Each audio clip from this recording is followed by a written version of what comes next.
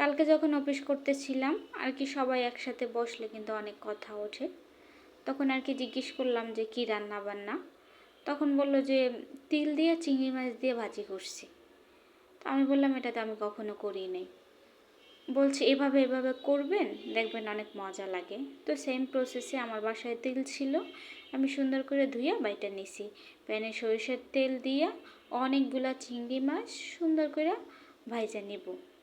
আমি একবারে চিংড়ি মাছগুলো কড়া কইরা অনেক সময় নিয়ে নাড়াচাড়ার উপরে ভাজতে থাকবো, যাতে কড়াইতে না লাগিয়া যায়।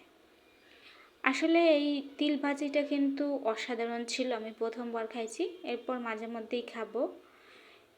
চিংড়ি মাছ ভাজা শেষ, ওই প্যানেই আমি কুচি কইরা অনেকগুলা পেঁয়াজ দিয়ে দিছি, সাথে একটা কাঁচামরিচ। কাঁচামরিচটা হালকা একটু ভাজা হইলেই আমি এখানে তিল বাটাগুলো দিয়ে দিলাম। দিয়ে আমি একটু সুন্দর করে নাড়াচাড়া করে নিব। এটা জালটা একবারে কমানো লাগবে, কারণ হচ্ছে নালে নিচে লাইগে থাকবে। আমি একটু লবণ দিছি, হলুদের গুঁড়া সামান্য, মরিচের গুঁড়া, জিরার গুঁড়া, একটু নাড়াচাড়া। এখন আমি এখানে পানি দিব। পানি দেওয়ার সাথে সাথে আমি হচ্ছে নাড়াচাড়ার উপরে রাখবো, নাহলে যে কোনো মুহূর্তে এটা লাগিয়ে যাইতে পারে। তো আমি অনেক বেশি পানি দিব যাতে এটা না লাগে। আমি পানি দিয়ে সুন্দর করে নাড়াচাড়া করে নিছি। এটা কিন্তু একটু লাগে নাই, পুরো রান্নাটা আর কি নাড়ার উপরে।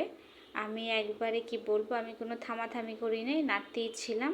এ পর্যায়ে হচ্ছে আমি চিংড়ি মাছগুলো দিয়ে আবারও সুন্দর করে অনেকক্ষণ বসে নাড়া নিব। আমি এখানে একটা কুচি করা টমেটো দিয়ে দিছি। টমেটো দিয়ে আবারও সুন্দর করে নাড়া চেড়ে নিব 5 মিনিটের জন্য। এটা আসলে অত সময় লাগে না রান্না করতে, 15 মিনিট আমার এটা রান্না কমপ্লিট হয়ে গেছিলো। তো পানিটা টাইনা গেলে আমি এ পর্যায়ে অনেকগুলো ধনিয়া পাতা দিয়ে সুন্দর করে নাড়া চেড়ে নিব আরও 5 মিনিটের জন্য। এখন শুধু আমি ভাজবো যতক্ষণ পর্যন্ত এটা থেকে তেল না বের হয়। তো আমার তেলটা বের হয়ে গেছে, এ পর্যায়ে আমি চুলা থেকে নামাই নিব। আসলে নতুন নতুন যে কোনো জিনিস আমার ট্রাই করতে সবসময় অনেক বেশি ভালো লাগে। এটা গরম ভাতের সাথে সত্যি কথা বলতে অসাধারণ ছিল। এখন আমি পরিবেশন করব, একটা বাটিতে গরম গরমই ঢাইলা নিতেছি। আজকে শুক্রবার, এজন্য আর কি যা চাই তাই সুন্দরভাবে আস্তে ধীরে রান্নাবান্না আমি করতে পারি। শুক্রবার ছাড়া ওরকম সময় পাই না, সব সিম্পল খাবার দাবার হয়। শুধু শুক্রবার আসলেই একটু ভারী বা অন্য রকমের খাবার দাবারের চেষ্টা করি। ফাইনালি গাইস দেখেন কালারটা কি সুন্দর আসছে।